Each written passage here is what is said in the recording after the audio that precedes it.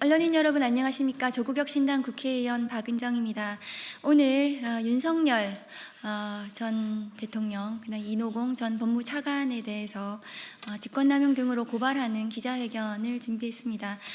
이 고발은 추미애 법사위원장, 그리고 법사위원인 그리고 민주당 법률위원회 부위원장인 김규현 변호사와 함께 고발합니다.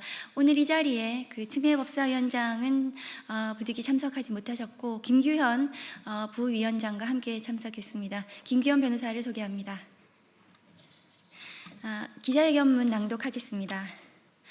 지난 12월 28일 김건희 국정농단 특검이 종료되면서 윤석열이 대통령 재직 시절 저지른 비위에 대해서 수사한 3개 특검이 모두 마무리되었습니다. 그러나 3대 특검에서 미처 밝혀내지 못한 수많은 비위들이 산적해 있어 2차 종합특검이 반드시 필요한 상황입니다. 무엇보다 3대 특검은 윤석열이 대통령으로 나선 이후에 범죄를 대상으로 하고 있기 때문에 그가 검찰총장 시절 저지른 범죄에 대해서는 지금까지도 수사가 제대로 이루어지지 않고 있습니다.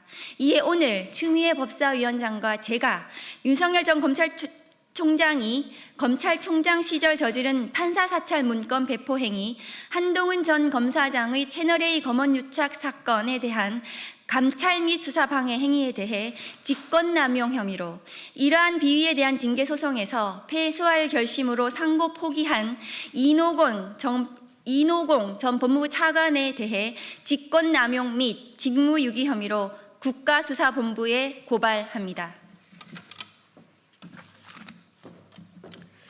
윤석열은 검찰총장 시절 정치인 등 관련 등 주요 사건 재판부 판사들에 대해 출신 학교, 가족관계와 세평, 정치적 성향, 특정 연구에 가입 여부, 무리 이야기 여부 등 개인정보와 판결 성향을 정리한 판사사찰 문건을 배포하도록 지시하였습니다.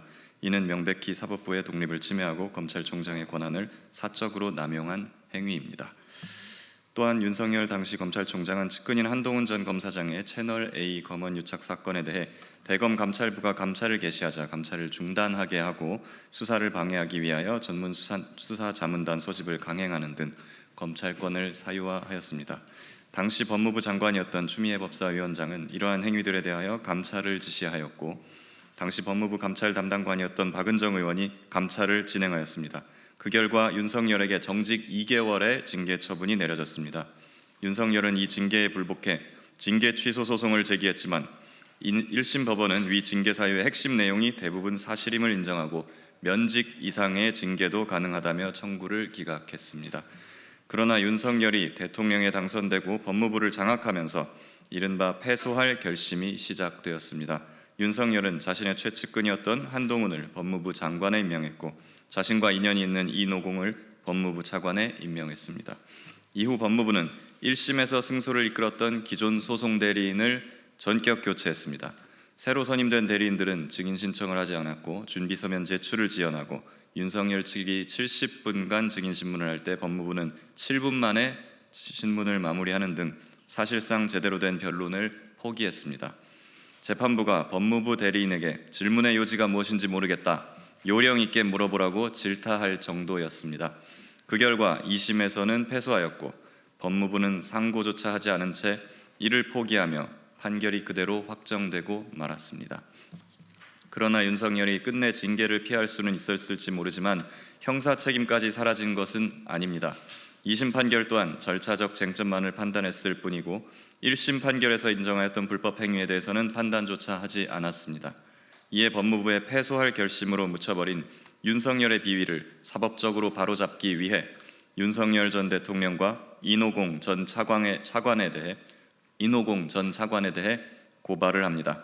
국수본은 공소시효가 만료되기 전에 조속히 수사하여 이들과 관련자들을 기소할 것을 촉구합니다.